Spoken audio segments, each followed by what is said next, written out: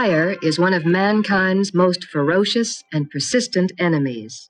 Each year in the United States alone, it costs more than 10,000 lives and $1 billion in property damage. Consider what it might cost in a nuclear war when enemy bombs could cause dozens of fires in and near your home, even though you lived many miles from the target. Normally, if your house is threatened by fire, your community fire department is on the job. When someone is trapped, the same trained assistance is at hand. In a national emergency, however, trained firefighters may not be available. At best, they will only be able to fight the big blazes. They must save as many lives and as much property as they can. So practice and be prepared to fight fires in your home and your neighborhood. There may be no one else to do it. Your ability to act quickly before the arrival of the fire department might save your home or the life of a loved one. Training, tools, and plenty of practice are the basis for good home fire defense. At least one member of your family should receive training in firefighting so that he can pass his knowledge on to the others. Your family should hold firefighting drills regularly, and each member should have detailed assignments so that all will work as a team. Everyone should understand what starts fires, how they spread, and what can be done to control them. Every fire needs 3 things in order to burn. It needs fuel to burn, heat to make it burn, and air to keep it burning. Remove any one of these ingredients, and you have licked the blaze. Let's demonstrate this with a kitchen match. Watch it when you strike it. The head flares up and sets fire to the match stick, which is the fuel. The oxygen in the air then keeps the match burning. If you drop the lighted match into a bottle and cover the opening, however, the flame soon will smother for lack of oxygen. Or if you dip your lighted match into a glass of water, it will go out still quicker. The water has cooled the fuel so that the flame no longer can make the match burn. Burning liquids such as gasoline or grease are generally smothered, thus removing the supply of oxygen. This is why firemen use foam on oil or gasoline fires, just as you use soda on a grease fire in your own kitchen.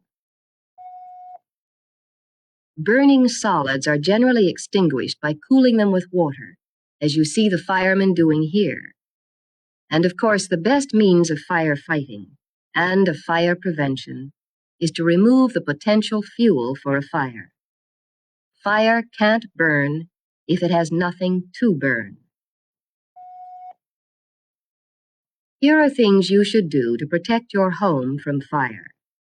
First, give your house a good cleaning, but this time clean it for fire hazards.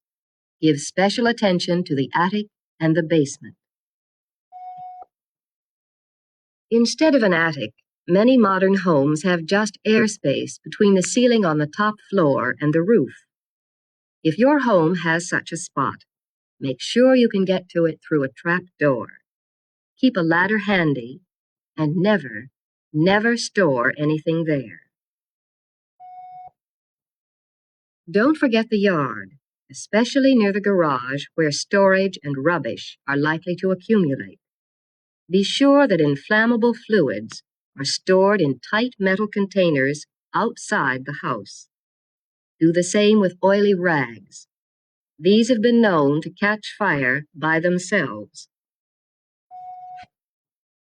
Check your wiring system for overloading and for worn-out cords. Check your heating plant, especially the chimney, pipes, and connections. If the chimney needs it, clean it out. Replace cracked and rusted pipes and connections. One of the biggest potential fire hazards in everyone's house is the curtains, drapes, and slipcovers. Some fabrics are treated at the factory so they are fire resistant. If yours are not, treat them yourself so that you don't find yourself in this position.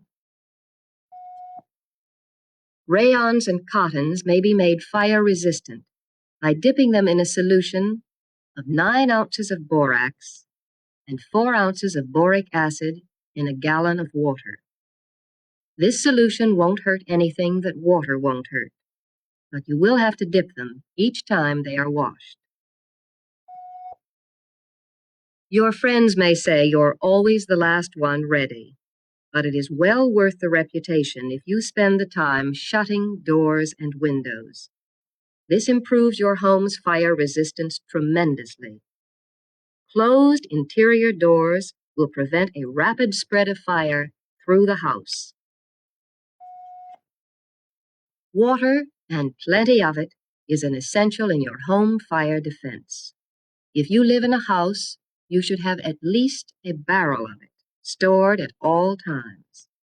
If you live in an apartment, you should have at least 1 bucketful for every 2 rooms. Keep the water in covered buckets in convenient spots on all floors. Don't run the risk of waiting until the alert sounds to draw water from the tap.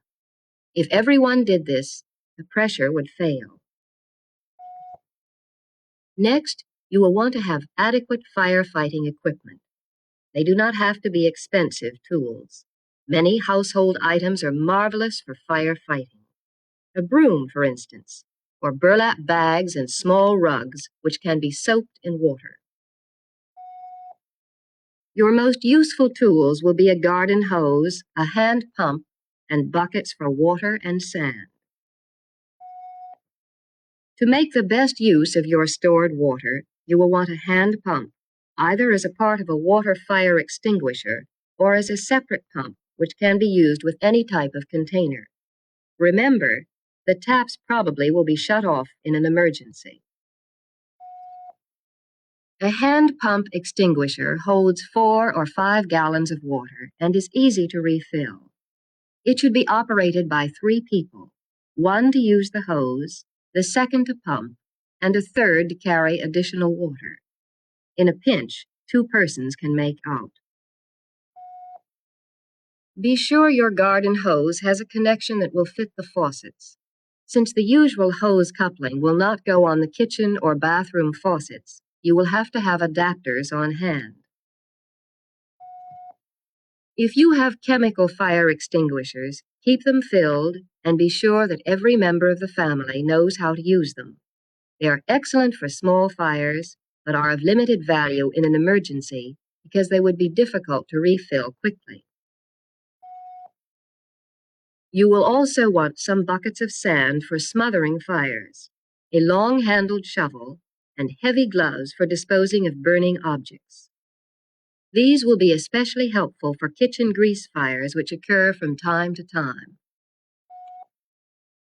Have a sturdy ladder on hand and keep it in good repair. An unsafe ladder is worse than none at all. When you use it, set the foot of the ladder about 1/5 of its length away from the wall. In climbing a ladder, put the balls of your feet on the center of the rungs. Keep your body erect. If you need to free both hands for work, brace yourself by hooking one knee over the rung above the one you are standing on. Then hook your toes around the lower rung or side rail. Having assembled your equipment, your next task is to make your family a firefighting team. Give every member assigned duties and coach him so that he will know how to perform them properly. Appoint a fire marshal to lead a systematic search for fire hazards, an inspector who will check the house and watch for the start of fires, and someone to be in charge of equipment. See that each member of the family knows what his job is whenever a fire does start. In fighting fires, don't lose your head. They can be fought successfully. Go to work with the tools at hand. Assume that help won't come, even though it may be on the way. Remember that any delay increases the fire's chances and lessens yours. Never stop fighting a fire except to save your own life. Don't try to search a burning building alone. Teamwork is always better.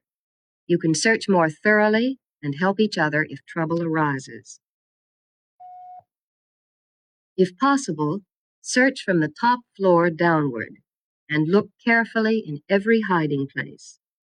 People who are confused, especially children and older persons, sometimes hide under the beds or in closets.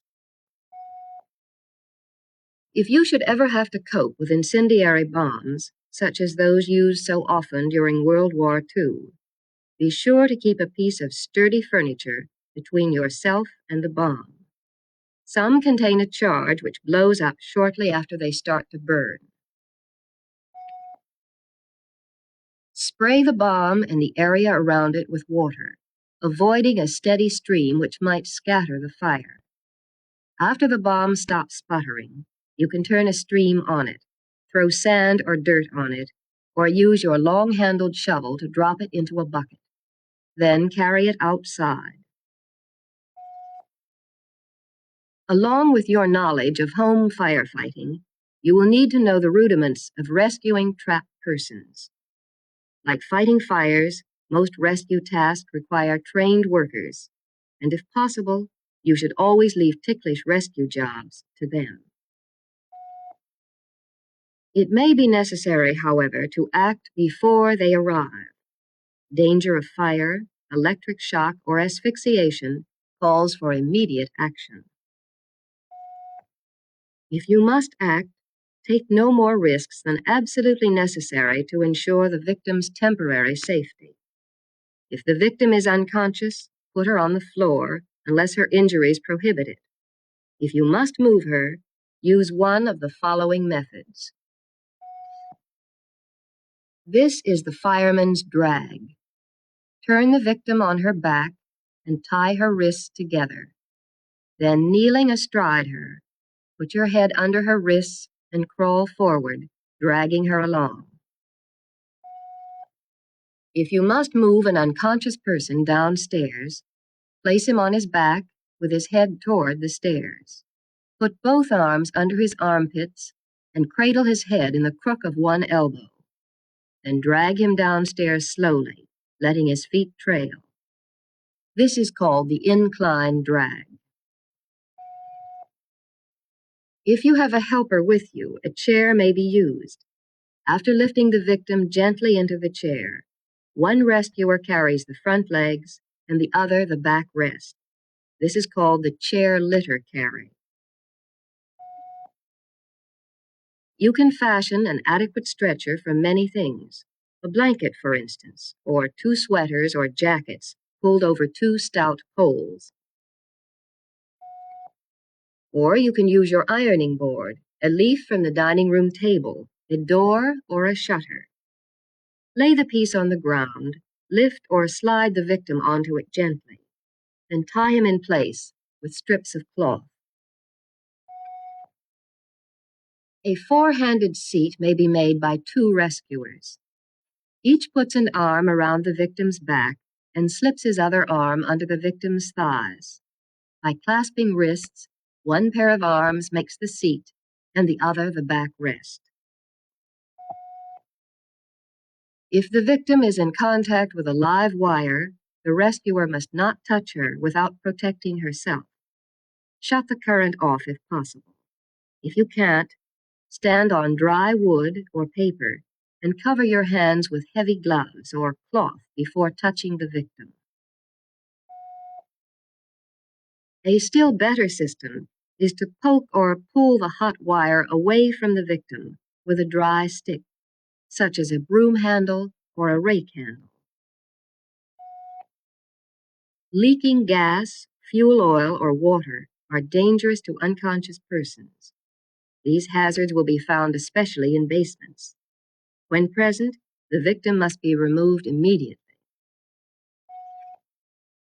Incidentally, Your utility companies probably have instructions for controlling damaged facilities. If you do not know what they are, check with the companies right away so that everyone in your family will know what to do if leaks develop. Your home rescue knowledge should also include knot tying. A rope will be one of your most valuable rescue tools, but not unless you know how to tie effective knots. Everyone in your family should learn the basic knots: the square knot, the bowline for lowering injured persons, the half hitch and clove hitch for moving timbers or other heavy objects.